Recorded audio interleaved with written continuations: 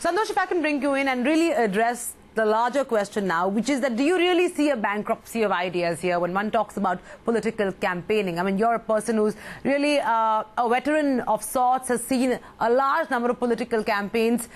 Do we see a compromised product in terms of creativity here?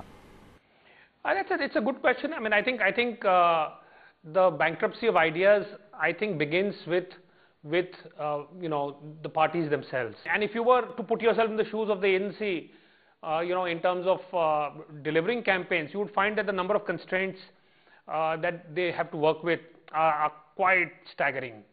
The kind of briefs that are given, the fact that it's a diverse country, you have to make sure that you don't offend anybody, which is a bit of a task, that everybody is represented, and that there is clarity on the other side. And in the absence of that, I think you do find that you go back and look at actually the most effective election campaigns have been the ones where the coinage is very local, coming from the streets, that works in small parts of the country, but that where there is a certain energy that gets created because it resonates.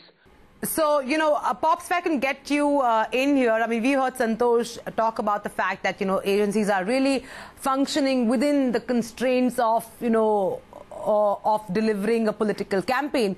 But I'd like to put this right back to you and give me an agency perspective on the restrictions of actually doing some outstanding work in terms of creativity for political campaigns. Remember that all the big and creative agencies are not willing to do election campaigns because of the global networks.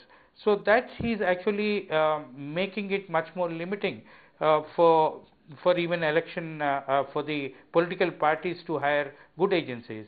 And whichever agency they have hired, they have hired at the last moment. No agency can actually change the product or try and then sell a wrong product, because the product itself is very confused, and none of them have got all this political whatever coinage, and then they're trying to find a positioning for the parties is stemming out of blaming each other and then trying to outdo each other, rather than trying to sit and analyze what are our strengths and how can we build our brand basing on our strengths.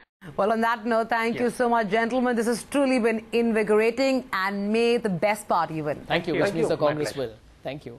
And with that, it's a wrap on this edition of Brand Equity. We'd love to hear from you, so do write into Brand Equity at etnow.tv, or alternatively log on to our Facebook page, that's facebook.com/brandequity, to start a conversation with us or dip into our archives. You could do the same on Twitter at Brand Equity Live. Hope you enjoyed the show. I'll see you next week, same time, same place. Until then, keep it real.